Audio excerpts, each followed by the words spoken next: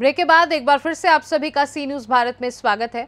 अंतर्राष्ट्रीय महिला दिवस के अवसर पर रविवार को फुलंब्री तहसील के बाबरा में यशस्विनी महिला ग्राम संघ कार्यालय का उद्घाटन समारोह और महिला सभा जैसे कई कार्यक्रमों का आयोजन किया गया। कार्यक्रम की शुरुआत विधायक अनुराधा चौहान ने दीप प्रज्वलित कर और गणमान्य व्यक्तियों की उपस्थिति में सरस्वती पूजन के साथ की। कार्यक्रम में विधायक अनुराधा चौहान, पूर्व जिप सदस्य और क्रोबा समिति संचालक जितेंद्र जायसवाल, भाजपा जिलाध्यक्ष सुहास सिरसाट, दामिनी स्क्वाड पुलिस निरीक्षक आरती यादव, पूर्व सदस्य सविता फुके ने अंतर्राष्ट्रीय महिला दिवस के अवसर पर उपस्थित महिलाओं के आर्थिक, सामाजिक, शैक्षणिक और राजनीतिक जीवन से संबंधित महत्वपूर्ण जानकारी दी, उन्हें मार्गदर्शन प्रदान किया। इस अवसर पर भाजपा महिला मोर्चा की ऐश्वर्या गाडेकर, उप सरपंच डॉक्टर मिनाजुद्दीन शेख, विठल पात्रे, खुशहाल राव पवार, धनंजय महाजन, डॉक्टर अंबादास कथार, प्रवीण वाघ, भाव साहेब पवार और अन्य गणमान्य व्यक्ति उपस्थित थे। साथ ही बाबरा और आसपास के क्षेत्र जैसे बोदेगांव, हिवरा, चिंचोली, नकीब, निधोना, वावना, लेहा, जागीर से बड़ी संख्या में महिलाएं उपस्थित थीं। महिलाओं ने कार्यक्रम स्थल पर विभिन्न खाद्य पदार्थ और सामग्री बेचने के लिए स्टॉल लगाए थे, जो उनकी आत्मनिर्भरता की ओर बढ़ते कदम का प्रतीक था। इस कार्यक्रम का आयोजन उम्मेद महाराष्ट्र राज्य ग्रामीण आजीविका सुधार मिशन द्वारा किया गया था। बचत गटांचा विकास झालेला आहे। ज्या पद्धतीने कोकण पट्टीमध्ये त्यांनी झेप घेतलेली आहे, बऱ्याच काळापासून बचत गटांना तिथील मार्गदर्शन मिळतं, तसं वातावरण मिळतं आणि त्या वातावरणामध्ये तिथल्या बहिणींची भगिनींची मनातून तयारी होती आणि आज ती स्वप्न बऱ्याचपैकी त्यांचे साकार होत आहे। आजच्या या जागतिक महिला दिनानिमित्त ज्यांची आपण वाट पाहत होतो, अशा आपल्या कर्तव्यदक्ष नवनिर्वाचित आमदार आदरणीय अनुराधाताई चव्हाण उपस्थित, आमचे जे आम्हाला वाट दाखवतात, आपापल्या पक्षामध्ये जे जिल्ह्याचं आमचं नेतृत्व करतायत, माजी नगराध्यक्ष आदरणीय सुहास भाऊ सिरसाट, ज्यांनी या भागाकरिता त्यांच्या कार्यकाळामध्ये सेवा दिलेली आहे, अशा आरती जाधव मॅडम, आमच्या जिल्हा सरचिटणीस ऐश्वर्याताई गाडेकर, 10 वर्षाचा कार्यकाळ बघतोय आणि त्या कार्यकाळामध्ये आम्हाला असं कधी वाटलं नव्हतं, ज्या संसारामध्ये कायमस्वरूपी स्वतःला झोकून देणारे आमच्या भगिनी आणखी काही करण्याची झेप ते घेतील, त्यांच्या मनात तोही विचार येईल, गाडीची 2 चाकं असतात आणि तो जाऊन त्या पद्धतीचं काम मीही करू शकते आणि ती खूनगाठ आपण मनाशी बांधली, त्या पद्धतीचा कार्यकाळ आपला 10 वर्षाचा आम्ही जवळून बघतोय आणि खरंच तुम्ही मनावर घेतलं, ती स्वप्न आमच्यापेक्षा जास्त चांगल्या पद्धतीने आपण साकार करू शकतात। त्याचं ज्वलंत उदाहरण तुमच्या समोर बसलेलं आहे, ताईच्या रूपाने।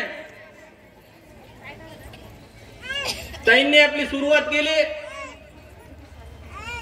स्वतःच्या गावापासून, गाव आदर्श बनवलं। पश्चिम महाराष्ट्रात वास्तव्याला असताना ज्या धरतीची तेथील ग्रामीण भाग आहे, ज्या धरतीची तेथील शहर आहेत, स्मार्ट सिटी आहे, त्या ग्रामीण भागामधले प्रश्न जशा पद्धतीने सोडवले जातात, त्या पद्धतीने माझ्याही भागातले प्रश्न सोडवले जावे, त्याकरिता स्वतःला त्यांनी झोकून दिलं। मागील 10-12 वर्षाच्या कालखंडामध्ये वाटेल त्या पद्धतीने आपलं कार्यक्षेत्र लहान असताना सुद्धा, फक्त जिल्हा परिषद सदस्य असताना सुद्धा ती झेप त्यांनी घेतली आणि या फुलंब्री विधानसभा मतदारसंघामध्ये जिथं जिथं कोणी त्यांना आवाज देत होतं. नक्कीच त्यांच्या त्या आवाजाला पोकार त्यांनी भरला असतील. त्या वेळेला काही प्रत्येक ठिकाणी उपलब्ध झाल्या, परंतु आम्हाला कुठेतरी या गोष्टी खटकायला लागतात.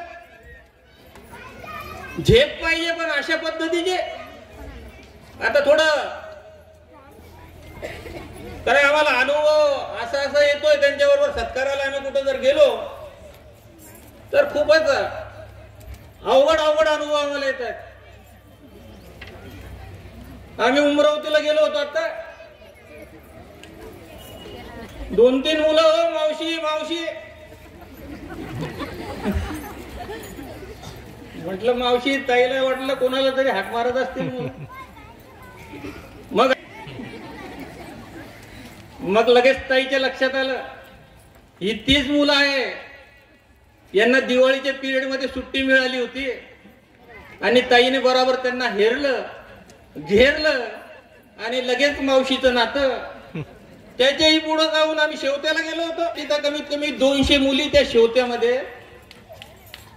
आता अशा पद्धतीनं जर कार्यकाळ चालला तर त्यांच्या त्या लाडक्या बहिणी म्हणे भाऊ हे लय अवघड काम झालं. मी म्हटलं कसं?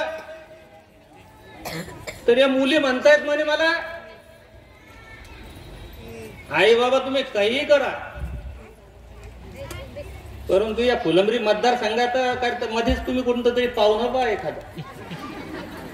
म्हणजे जे आता मिळतंय त्याच्याही पुढे जाऊन आणखी किती मुलं जमा करायची, आणि ते बी अशा वयोगटातली 13, 14, 15 म्हणजे आणखी 5 वर्षानंतर. म्हणजे काय? आणि मग अशानं मामाचं काय व्हायचं? मामानं कुठं जाओ?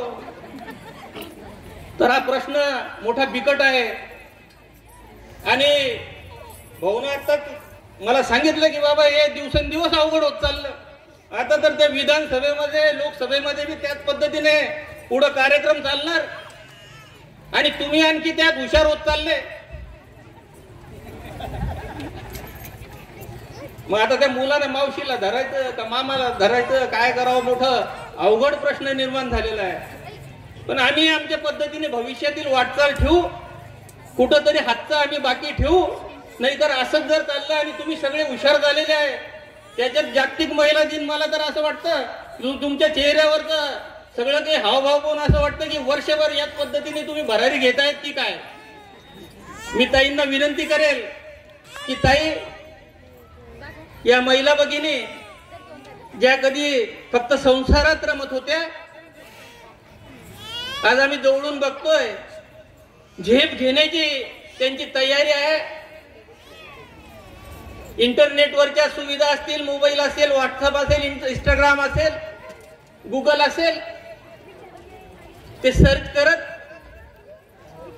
महाराष्ट्र छत्रपति संभाजीनगर से सी न्यूज संवाददाता राधेश्याम हिवाले की रिपोर्ट। इस कार्यक्रम ने महिलाओं को अपनी क्षमताओं को पहचानने और विभिन्न क्षेत्रों में प्रगति की दिशा में प्रेरित करने का महत्वपूर्ण अवसर प्रदान किया।